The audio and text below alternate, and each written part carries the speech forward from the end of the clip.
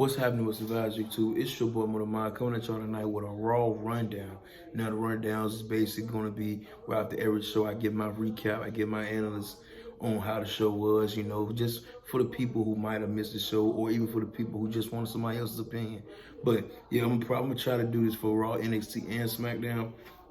I might not be able to hit every show like I want to, but I'm going to try to be pretty consistent with it. But anyways, it's late. Let's get right into it. The first segment of the night, Seth freaking Rollins returns. Seth music hits. The crowd goes crazy. I mark out. Cole and Pat mark out. I don't think nobody knew Seth was returning yet. I didn't know. So I was very surprised by that. Last thing we heard, Seth was messed up, bad back, bad knee. Think I heard something about shoulder maybe, but we thought Seth was gonna be all along than that. But Seth came back, and Seth has started talking. He had thanked the crowd for welcoming him back. But then he started talking about entering the Money in the Bank match. But then before he really get his footing back, Damian Priest music hits. So Priest comes out, gives Seth his flowers, give him all the respect in the world. But then he tells him this isn't Monday Night Rollins no more. This El Campeon Damian Priest's show. You're on my show now. And then Seth basically responds with, Damon, I see a lot in you, we both cashed in Mania. All they basically Seth started going over these similarities with him. But then he said the place what we is different is that basically I manned up. I didn't need nobody. I became my own man. Basically saying Damian Priest can't do nothing without Judgment Day. Of course, Priest doesn't like hearing that, so stupid home. Damian Priest doesn't like hearing that. So Priest basically he challenged himself at Money in the Bank one-on-one. He said, Seth, you don't got to worry about no Money in the Bank match. You don't got to worry about a ladder match.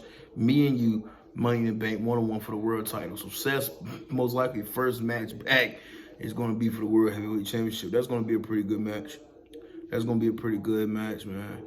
Seth is Seth freaking Rollins, and then Damian is getting better. But I'm noticing Damian's getting better by the match. So that's going to be a pretty good match. I'm interested for that one.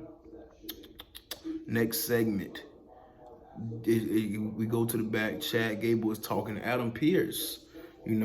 He's asking him for a rematch because he's blaming Alpha Academy for why he lost to Sammy at Clash of the Castle. Typical Gable, right? But yeah, he's begging for a rematch. Adam Pearce like, look, man, you done had, 5 matches? You done had 5 chances.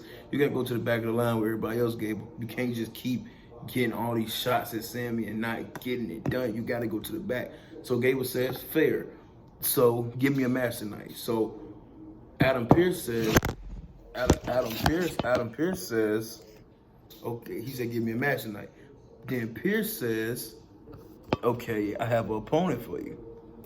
He said, anybody? Gable said, anybody. He gave him an opponent. And of course, it's Braun Strowman.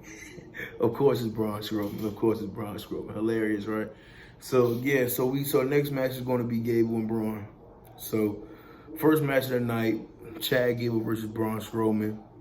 Gable and Braun always work pretty good together. It's because you got a really technical, gifted wrestler and a big guy that goes together like peanut butter and jelly. That's always gonna be a pretty cool match. It's a quick match, really, and then it gets to a spot where Braun is going for, I call it the train. Basically, when he get out of the ring, he run around, then he trucks through the opponent. He goes for that on Gable, but Gable puts his Tozawa in the way. Braun grabs his Tozawa, throw him at Gable. That takes Gable out. They get back in the ring. Couple moves. Braun catches Gable, spinning power slam. 1, 2, 3. Match is over. After the match, Gable causes all of Alpha Academy in the ring, to scold them like he been doing the last couple weeks. He slaps the piss. No, first before this happens, he's scolding Tozawa, and Maxine gets in his way. And then Chad takes her crutches because he kayfabe edgy right now. He takes her crutches and sends her to the back. Then he back to Tozawa's face and he slaps the piss out of Tozawa. The dog piss out of Tozawa. Straight across the mouth. It wasn't no selling. That was a straight slap. Slaps him. Otis turns around. Otis has had enough. Otis finally, after almost a month or two, finally turns on Gable. Pushes him down. Crowd loses it. Cole and panel commentary going crazy, and then Otis gets Tozawa and Max, and he walk out. They leave him. Alpha Academy is basically no more. It's over with. I'm looking at you, Creed brothers. I'm looking at you, Julius and Brutus. I'm looking at you. Go help that man. Go help Gabe. It's something there. Anyway, second segment of the night, interesting Judgment Day segment. Priest confronts Finn about taking the hotel key last week, as we all saw when they had it on the table. Finn he tried to hit one of those on you. Like Finn, we see you, buddy. But yeah, Priest confronts him about that, and he also tells Finn, if you qualify for this Money in the Bank match and you win, just give me a heads up. Let me know what you're gonna do. You know, don't try to sneak it. And then Finn was like, "Trust me, Damien. When the time comes, I'll definitely let you know." So, like I said in my last, I don't know if I said it in the Classic Couch video, but Priest and Finn, I need that. I need that. Also, Carlito is hilarious. Like, while everybody's trying to get Don to live alone, Carlito just keep like, yeah, capacity. He's doing a great job at being the bad influence, the uncle in Dom's life. So the third match of the night, we get a Money in the Bank qualifying match: Io Sky versus Kiana James versus Selena Vega. Not too much to say. Cool match, a little predictable. I really like Kiana James, and I really feel like matches like this she should win, so we can start to get her over with the crowd a little bit. Because I was seeing her stuff in NXT. She's not bad, but I can't be mad at Io Sky winning this match. It's Io Sky. She's the defending Miss Money in the Bank, former Women's World Champion, so I can't be mad at Io. But at the end of this match, Leah Morgan comes out and distracts Selena Vega. She distracts Selena Vega, and earlier in the Judgment Day segment, Don was looking for his vest. Of course, Liv comes out with Don's vest on. So Liv comes out to distract Selena because, you know, they are, LWO is like currently like in a little rivalry with Judgment Day. They've always been in a rivalry with Judgment Day. God, I'm so tired. I love Dom, I love Ray, but God, I wish they'd get away from each other. But yeah, so they rap. So Liv comes out, distracts Selena Vega. She basically effectively taking out the match. Io his her moonsault on Kiana James 1-3. Io qualifies for the Money in the Bank. Cool match, cool little, like I said, predictable, but can't be mad at it. The third segment of the night, Sami Zayn comes out and talks about Clash of the Castle. He's interrupted by Braun Breaker. This is some good stuff I'm about to get into. He interrupted Braun Breaker. Braun Breaker like, look, Sammy, I don't gotta say too much. These people know what I do to people. You know what I do to people. And I want what you have, which is the Intercontinental Championship. He told Sammy straight up like that. Sammy is about to, like, he puts in him like, okay, what you want? Then Sheamus music is his. So Sheamus comes out. He's basically making his case like, I've been chasing this belt for 5 years, fella. I've been chasing it. And then as he's starting to go on, Braun's like, hey, look, man, don't nobody care about the championships you haven't won, or nobody wants to hear a sob story. And everybody knows what happened to people who get in my way. And if you don't get out my way, I'm gonna kick your ass. Braun told Sheamus this. Braun Breaker is so fucking good. He told Sheamus this right to his face, man. It was great. They trade verbal blows. Before Sammy gets in between us, he said, you know what? I'm gonna go to Adam Pearce, talk to Pearce, have a conversation. Y'all have a match tonight. Winner of that most likely gonna be the number one contender. So that's set up for later tonight. The fourth match of the night, Dragon Lee versus Carlito. Like I said, I'm just kind of over this Latin beef thing they got going, but it's like, man, it's not a horrible match. I mean, Carlito's a veteran, Dragon Lee's entertaining. So, you know, and then plus Lee finally gets his match with Carlito after Carlito cost him his WrestleMania match in kayfabe. So it's a fun match. Dragon Lee is like, he's fun to watch. The ending was LWO was out there, and Dominic and JD was out there. So while they out there, Liv comes down to flirt with Dom, but Selena, remember from the last match when she got screwed up, she comes back out, she jumps on Liv. A melee happens with LWO and Judgment Day. Everybody's brawling, everybody's fighting. And then in the middle of the chaos, Carlito sneaks up, catch Dragon Lee with a backstab, but 1, 2, 3, Carlito gets the win. And I broke down, one has to notice that every time Liv gets involved, every time Don gets involved, it works out in their favor. It's interesting. I think somebody's in cahoots. Okay. The fifth segment of the night, Drew McIntyre. You know, I was supposed to do a Clash of the Castle reaction video, but something happened with that. I couldn't get that out, but I was gonna name that video Drew is about to become an all-time crash out, because I thought after Punk screwed him in Scotland, I thought Drew was going to really like lose his shit. But we kind of got something better than that. we got something that's way more story. It's way more story in it. So Drew comes out, gets the mic, and he can't talk. He's just like, no, I can't do this. And he quits. He said, I quit. Pierce comes out to try to stop him. Drew's like, no, Pierce, I'm done. So we go to commercial. We come back. The camera goes to Triple H trying to convince, like, Drew, like, think about this, man. Don't do this. And Drew's like, no, I'm done. He walks out. So it's probably most likely it's a storyline. But in kayfabe, Drew McIntyre is no longer in WWE. He quits. And then later on the night, Cole announced that he deactivated all his social media. So we know, I think Punk is going to get cleared. Punk was in the doctor today to get cleared. He's going to be in SmackDown Chicago to announce he's cleared. Drew McIntyre is going to show up Friday, and he's going to do something to Punk. As soon as Punk say he's cleared, as soon as Drew McIntyre learns that he can put his hand on CM Punk, I'm expecting a Claymore out from hell this Friday. It's CM Punk's home. You see how that ties in? You cost me my hometown, so I'm gonna come back and embarrass you on yours. So I'm expecting to see Drew Friday when Punk shows up. Okay, 5th match of the night, Damage Control versus Katana, Chance, and Kaden Carter. This match is another whatever match. You know, this is not really going to do nothing for nobody. It's just there for storyline purposes. Katana and Kaden gets the win. EO is disappointed in Damage Control. Like I said last week, something has to change.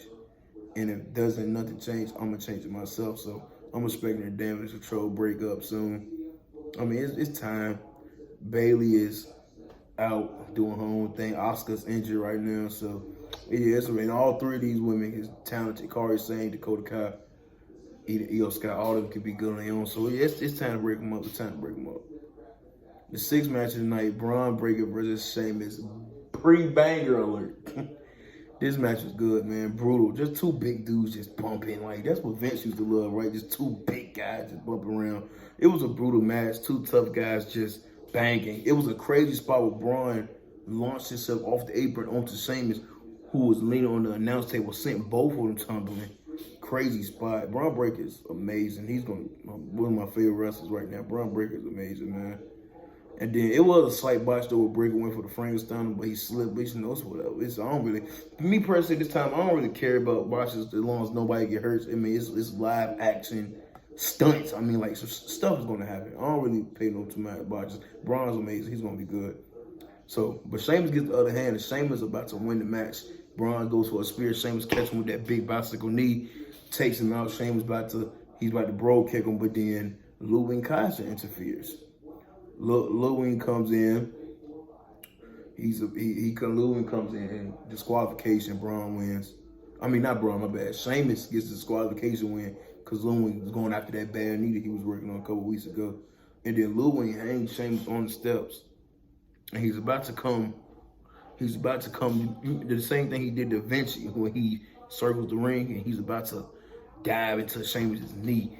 This was a great spot. The camera angle was amazing. So Braun pissed off because he just lost by disqualification. You know, that's Braun's whole thing. He has one opportunity, but every time he got opportunity, something miscellaneous gets in his way. So Braun sees this. So when Ludwig's circling the ring, Braun's circling the other side, and then they meet, and Braun just saws him in half. Right through. Crazy spear. Saws him in half. Then he pushes Sammy. Sammy's pissed off. That's going to be, if Braun Breaker versus Sami Zayn, where we going? This guy's with it. Okay. So, the 6th segment of the night, Dom is in the back. He's still looking for his vest. He know who has his vest, so I don't know how he going around. Has anybody seen my vest? You know Liv got your vest. Anyways, Liv sees him and she calls him over. She says, you want to take the vest? You can take it, but you got to take it off me. And then, I mean, Dom, brother, I don't blame you, bro. I would have folded too. Dom he starts to take the zipper down. And then David Priest comes from the side like, hey, like, what? Come on, man. What's going on? Like, he tells Dom to go back to the clubhouse. Tell Liv to stay away from him. But Liv was like, he don't want to stay away from me, the type thing. And just a little funny segment, but it's still built on the story. So that was that. The 7th segment was whatever. It was Karrion Kross challenge. Karrion Kross challenge won a New Day. It's a little story building there. I guess Karrion trying to convert Kofi Woods to the Final Testament. So, I mean, that's whatever. It's not too much entertainment in that rivalry, but you know, it's something. So, I mean, I'm going to mention it. I ain't going to completely shit on it, but it's, you know, something. The main event of the night, main event qualifying match, Jey Uso versus Finn Balor versus Rey Mysterio. I don't gotta say too much about this. 3 veterans, they've been doing this for years. Fun, fast-paced match, good spots. It was, you know, these are 3 guys who can go. At the end of the match, Ray had a double hurricanrana. I set him up for a double 619, but then Dom run out right when Ray was about to hit the splash, and then he kicks Dom off, but then JD come and wipe him out. So Carlito comes out too. They start jumping. Ray Braun runs out, runs them off. So now it's back to the triple threat. Get back in the ring. Finn gets Ray in position for the coup de grace. There's a cool spot at the end of the match. Finn hits the coup de grace, and as he's covering Ray, Jay comes off the other turnbuckle for the splash. 1, 2, 3. Jay qualifies for Money in the Bank. Okay, so now the show's ended. Jay's in the crowd doing the whole yeet thing, you know. Show's ended. But then something that we knew was going to happen. If you've been keeping up with all these Uncle Howdy's, all these QR codes for the last, 3, 4 months, it's been a long time.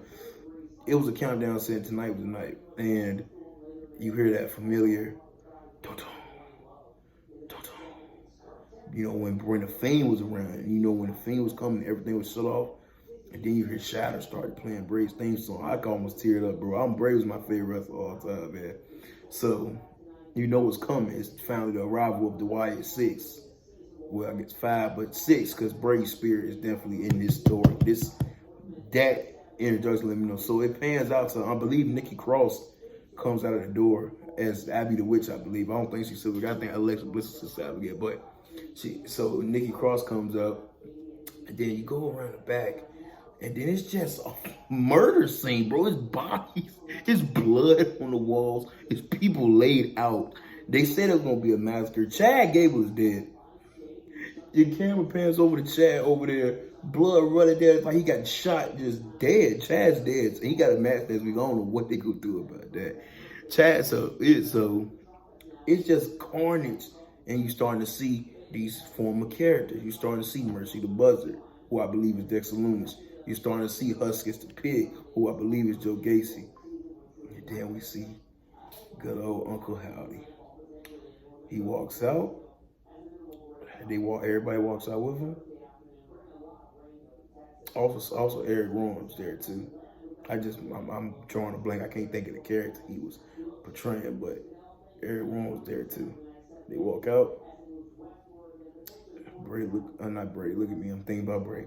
Bo looks over, grabs the lamp, and the classic Bray Wyatt faction. Wait here. Cinema. Can't name a better debuting that was amazing. I can't wait. I don't know where this go. I don't know how they gonna book these people. I don't know what they gonna do with this, but all I know is if they don't do nothing else right, that presentation is up. Cinema. But yeah, guys, that was the recap of Raw. Like I said, it's late, man, but I made sure I stayed up. I was gonna record this video. Go get this video. So I'm gonna try to do it every night. Because I also want to do a whole separate video on the Wyatt. So I'm gonna get my thoughts on that and what I'm thinking that's gonna be. So that might be a whole nother video that come in the next few days, maybe tomorrow or the day after. But yeah, I'm always gonna try to push these rundowns out at least by the same night of the show, you know. This is I feel better like that, so you know, so everything's still on good time slot. But yeah, guys, that's gonna do it for the night, man. Great Raw. I'm gonna rate it. Man, it get an 8. It get an 8 just for the fact that it started off with Seth Rollins returning unannounced, and then it ended with that beautiful debut of the Wyatts. Everything else in the middle was great too. Don't get me wrong, but them 2 things make this show an 8. That was a great Raw. But yeah, guys. Appreciate all the support, all the followers. Like I said, like, comment, subscribe. Help your boy out. Love and prosperity. I'm gonna see y'all guys later, man.